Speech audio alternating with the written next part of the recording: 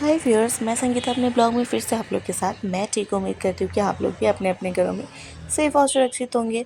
और आज की ब्लॉगिंग मेरी स्टार्ट हो रही है एक बहुत ही प्यारी सी केक से। जी हाँ, तो आज ये बेस देख सकते हैं कि मैं बेस बना के रखी हूँ केक का, और मेरी बेस तैयार है। और आज मैं जिनके लिए केक बना रही हूँ उसके लिए स्पेशल डे है, और मेरे ही किसी अपने का बर्थडे है जिनको मैं बर्थडे गिफ्ट के तौर पे केक दे रही हूँ बनाकर। तो यहाँ मेरी बेस बनकर तैयार है और यहाँ पे व्हिप्ड क्रीम की तैयारी चल रही है। तो आज मैंने अच्छे से बैठ के मैं अच्छे से बना रही हूँ ताकि पैर में दर्द ना हो। मेरे इन दिनों पैर में बहुत ज़्यादा दर्द हो रखी है, तो मैं खड़े होकर ना ज़्यादा देर तक काम नहीं कर पा रही हूँ। तो जिसकी वजह से यहाँ पे अच्छे से बैठ ली हूँ मैं। और ये दोपहर का टाइम है, बच्चे सो रहे हैं, उस वक्त मैं यहाँ पे फ्री टाइम में जो मेरे सोने की टाइम होती है उस वक्त मैं यहाँ पे व्हिप्ड क्रीम बना रही हूँ। और केक की रेसिपी मैं आप लोगों के साथ शेयर तो नहीं करूँगी, लेकिन अगर आप लोगों को देखनी है तो कमेंट बॉक्स पे ज़रूर लिख कर बताइएगा ताकि मैं आप लोगों के साथ शेयर करूँ। तो यहाँ मेरी व्हिप्ड क्रीम की तैयारी चल रही है और इसे तैयार करने में कम से कम 5 से 7 मिनट लग ही जाती है। और जो लोग केक बनाते हैं उनको पता है कि केक बनाने के लिए बहुत मेहनत लगती है, बहुत कुछ करना पड़ता है। पहले बेस बनाओ, व्हिप्ड क्रीम बनाओ, उसके बाद डिज़ाइन बनाओ, डिज़ाइन सेलेक्ट करो। लेकिन जो मैं कल कल के लिए जो केक बना रही थी, और मैं बता दूं कि ये ब्लॉग कल की है, जिसका बर्थडे है वो कल की 18 का बर्थडे था, आज 19 है। तो ये आज मैं आप लोगों के साथ शेयर कर रही हूँ ये ब्लॉग। और बने रहिएगा, देखते रहिएगा किसका बर्थडे है, किस तरह हम लोगों ने एंजॉय किया नहीं किया। और जो लोग पहले से ब्लॉग देखते हैं उन लोग को पता होगा मेरे घर में आए दिन बर्थडे रहती है। जी हाँ, हर मंथ में किसी न किसी का बर्थडे रहता है और हम लोग हमेशा ही आपस में मिलके सेलिब्रेट अच्छे से करते हैं। तो यहाँ रही मेरी केक की बात, तो मैं फटाफट तैयारी कर रही हूँ ताकि बच्चे ना जग जाए। बच्चे जब तक सोए रहते हैं तब तक ईज़िली काम हो जाती है, अगर जहाँ बच्चे जग जाते हैं तो मेरे लिए काम करना थोड़ा डिफ़िकल्ट हो जाती है। और केक का मैं बता दूँ, केक की जो डिज़ाइन है ना वो मैंने खुद बनाई है, कहीं से कॉपी नहीं किया है, अपने तरीके से बनाया है। और डिज़ाइन भी मैंने कहीं से यूट्यूब से, मोबाइल से, गूगल से कहीं से भी नहीं देखी है। जो मेरे दिमाग में सिंपल तरीके से आया वैसे ही मैंने कर लिया, और बहुत अच्छा केक बनकर तैयार हुआ था। जिन लोगों ने भी खाया बहुत ही अच्छे कमेंट उन्होंने किया मेरे लिए। और जो मैंने शॉर्ट वीडियो में डाली है, जो लोग देखे होंगे वो लोग पहले से जान के होंगे कि डिज़ाइन क्या थी। अगर नहीं देखे हैं तो शॉर्ट वीडियो में देखिए, और जो लोग शॉर्ट वीडियो में देखे हैं, अगर नहीं देखे तो ब्लॉग में भी देख सकते हैं पूरा। और आप लोगों को बता दूँ, इसकी रेसिपी बहुत ही ईजी है। अगर आप मन से कोई भी चीज़ करेंगे तो आपका काम बहुत ही अच्छा होगा।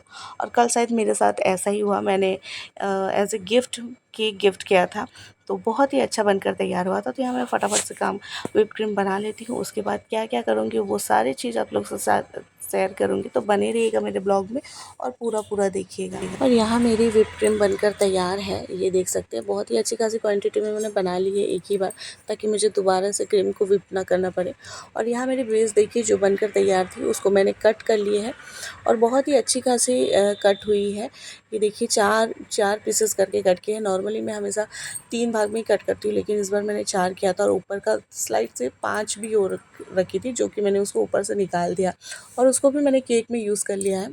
और कहाँ यूज़ किया है उस बेस को वो भी मैं आप लोगों के साथ शेयर करूँगी, तो बने रहिएगा मेरे ब्लॉग में।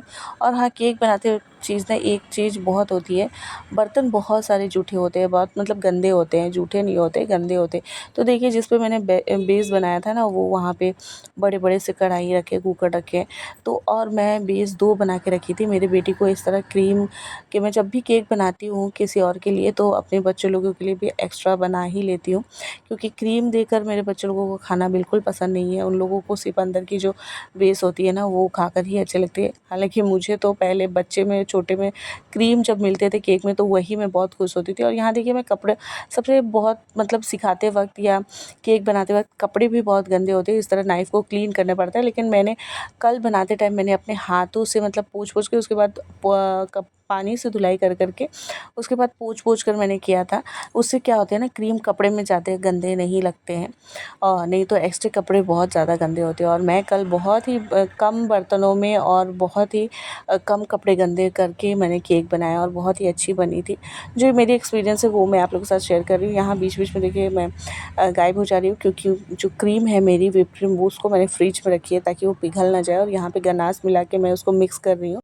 तो यहाँ पे फर्स्ट बेस जो था मेरा, मैंने क्रीम अच्छे से सेट कर लिया था। उसके बाद अब ज़्यादा से क्रीम लगाकर उसको अच्छे से चारों तरफ से अच्छे से मैं इस तरह प्लेन कर दूँगी।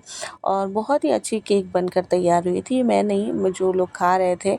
और जो लोग कमेंट कर रहे थे, जो लोग गेस्ट आए थे, उन लोग बता रहे थे, तो मुझे अच्छी लग रही थी सुन के, क्योंकि उन लोगों को पता नहीं थी कि मतलब मैंने बनाई थी, और मेरे सामने दीदी को बता रहे थे कि केक का टेस्ट बहुत अच्छा है।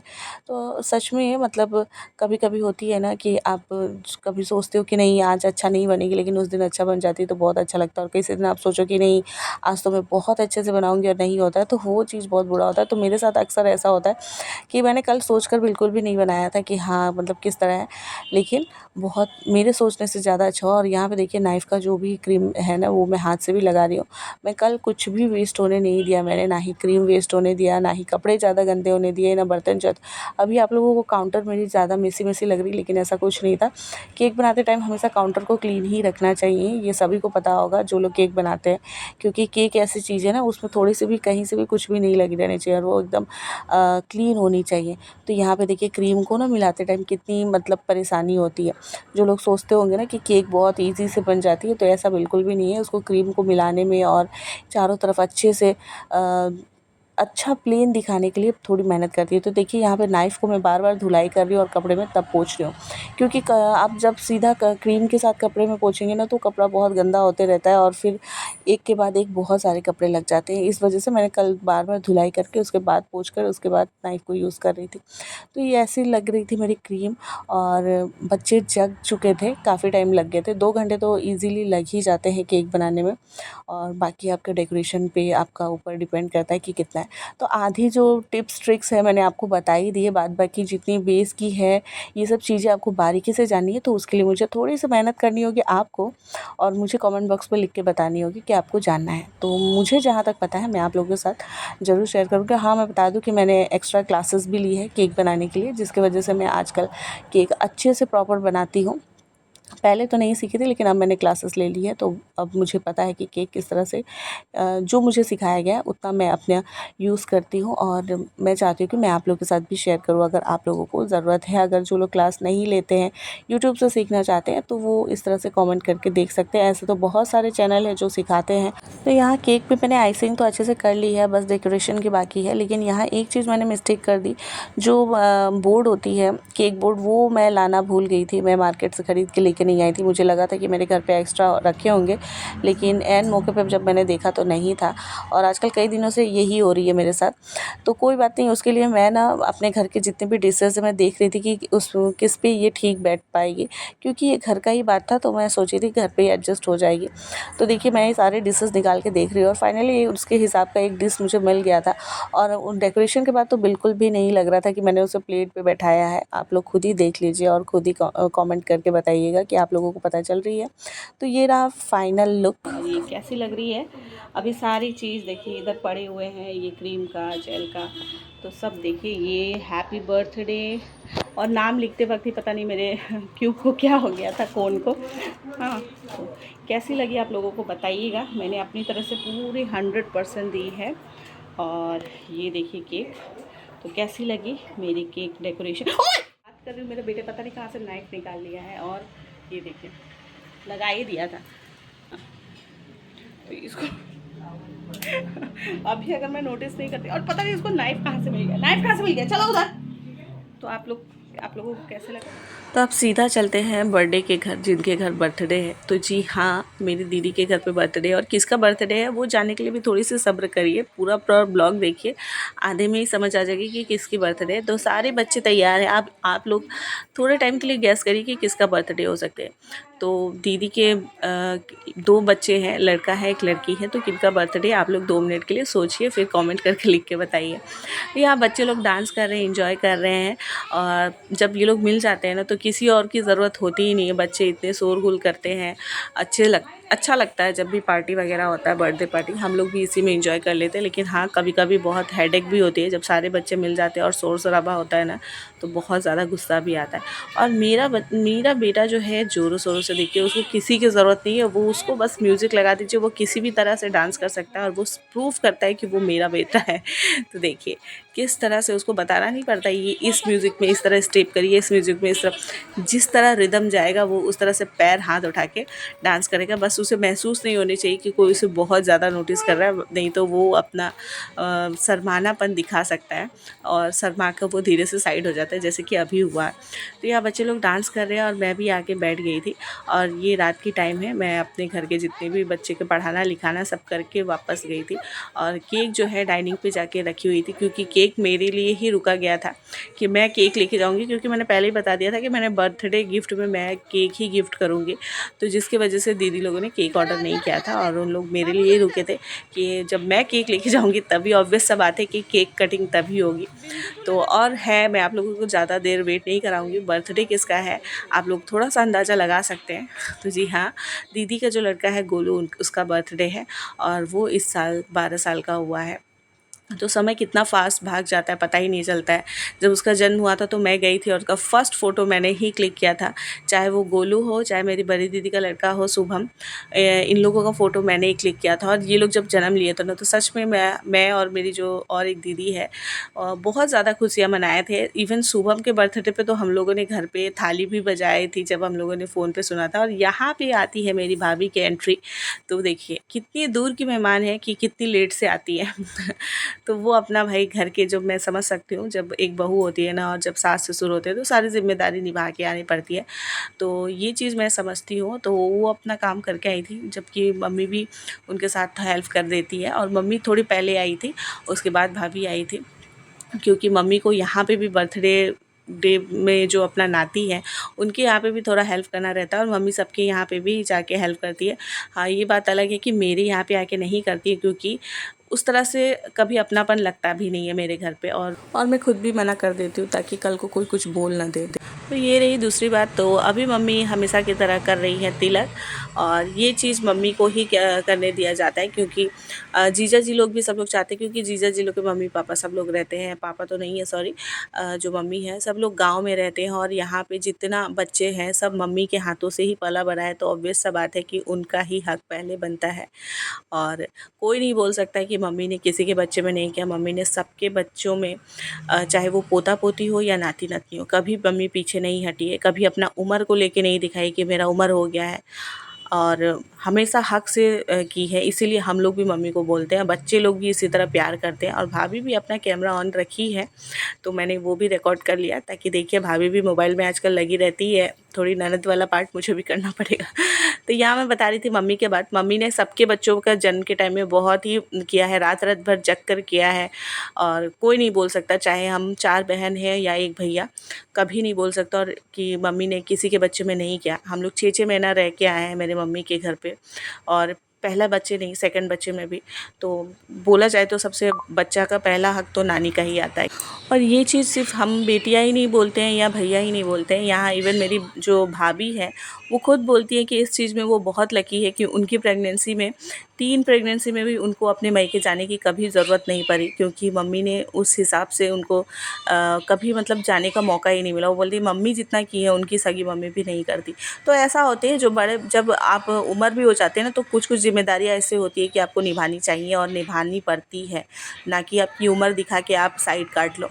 तो यहाँ देखिए मैं गई हूँ तो मुझे किस तरह मेरे मायके में इंपॉर्टेंस दिया जाता है, ये मैं आप लोगों के साथ और किसी दिन शेयर करूँगी। मुझे बचपन से मुझे इंपॉर्टेंस बहुत दिया जाता है। तो ये मम्मी देखिए हाई कर रही है, मैं दिखा रही हूँ।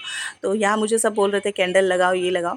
तो यहाँ पे 12 साल के मैंने कैंडल लगा लिया। और मैंने देखिए मैं बहुत ज़्यादा थकी थी, कोई ड्रेसअप करके नहीं, नॉर्मल जो मैंने जीन्स टी शर्ट पहनी है वैसे ही चली गई थी।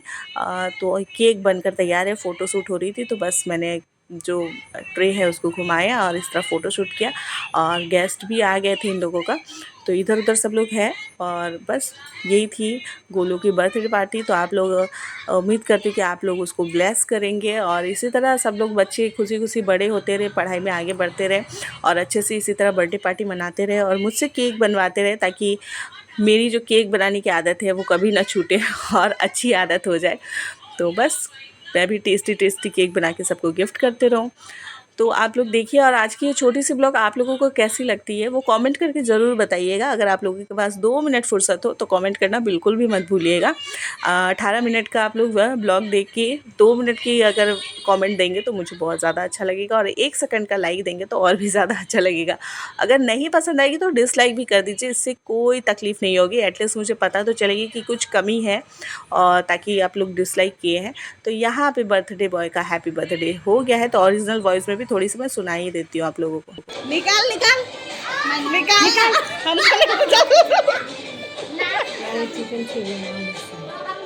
और यहाँ केक निकालने की बात हो रही कि कट करके निकालिए। तो यहाँ पे ना मुझे बोला जा रहा था कि केक कट करके सर्व करिए, तो मैंने दीदी को मना कर दिया, नहीं नहीं मैं नहीं करूँगी, तुम ही करो, सर्व करो। तो मम्मी यहाँ पे आके सब बांट रही थी, तो फिर मुझसे अच्छा नहीं लगा, तो मैंने बोला कि चलो मैं ही सर्व कर देती हूँ। और केक कट किए और यहीं पे तुरंत हम लोगों ने कट करके सबको सर्व कर दिया।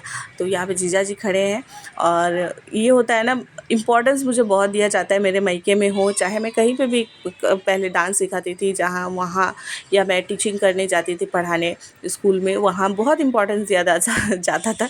लेकिन बस मुझे पता नहीं आता है कि इतनी इम्पोर्टेंस देने वाले लोगों को कोई एक जगह ऐसा हो ही जाता है जब उनकी कमी निकालती है, और वो जगह शादी के बाद पता चलती है। तो आप लोगों को पता चल ही गया होगा कि मैं किस जगह की बात कर रही हूँ। तो मेरे में जितनी कमी थी ना, वो एक ही जगह लोगों को पता चली, और वो शादी के बाद पता चली। लेकिन बाद बाकी सब लोगों को मेरे अंदर बहुत सारी खूबियाँ नज़र आती है, अच्छाई नज़र आती है। तो चलिए ये सब बात छोड़िए, और यहाँ पे हम लोगों ने खाना वाना खा लिया था, और ये रिटर्निंग गिफ्ट में सभी को पेंसिल और इरेज़र दिया गया। तो ये सारे रिटर्निंग गिफ्ट मिला, और इन दोनों को 2-2 मिला, क्योंकि इन दोनों का एक छोटा छोटा भाई भी है, उसके हिस्सा भी हम लोगों ने नहीं छोड़ा, लिया। और ये बाद में आए थे, मेरे हस्बैंड गए थे तो बाहर ही थे, वो अपने फ्रेंड से थोड़ा बात कर रहे थे, फिर आए, डिनर किया, और फिर वापस हम लोग आ गए, क्योंकि नेक्स्ट डे हम लोगों का था स्कूल में जाना। स्कूल भेजना था, सुबह मॉर्निंग को जल्दी उठना होता है, तो इसी वजह से हम लोगों ने जल्दी जल्दी पार्टी वार्टी ख़त्म किया। और इन लोगों का भी एग्ज़ाम है नेक्स्ट डे, जिस वजह से उन लोगों ने भी जल्दी पार्टी ख़त्म कर लिया था। 9:30 बजे तक हो चुकी थी हम लोगों की ये पार्टी। तो बस यही थी आज की ब्लॉग। तो जो लोग पहले से देख रहे हैं वो चैनल को इसी तरह प्यार देते रहिए, देखते रहिए, और जो लोग नए हैं वो चैनल को प्लीज़ सब्सक्राइब कर दीजिएगा। साथ ही साथ बेल आइकन को प्रेस कर दीजिएगा, ताकि मेरी हर एक नोटिफिकेशन आप लोग तक सबसे पहले पहुँचे। और इसी तरह प्यार देते रहिएगा, लाइक करते रहिएगा, और पसंद ना आए तो डिसलाइक भी करते रहिएगा। तो इसी तरह मैं ब्लॉग लाते रहूँगी, नए नए मेरे लाइफ में क्या चल रही, मैं क्या कर रही हूँ, या नई रेसिपी जो भी आप लोग के साथ, जो मैं अपने साथ कर रही होंगी, वो मैं 1-2 दिनों बाद तो ज़रूर ही शेयर करूँगी। तो जो लोग मुझे देखना पसंद करते हैं वो इसी तरह देखते रहिए, जो लोग नहीं पसंद करते हैं वो इसी तरह चुपके चुपके देखते रहिए, मुझे कोई शिकायत नहीं है।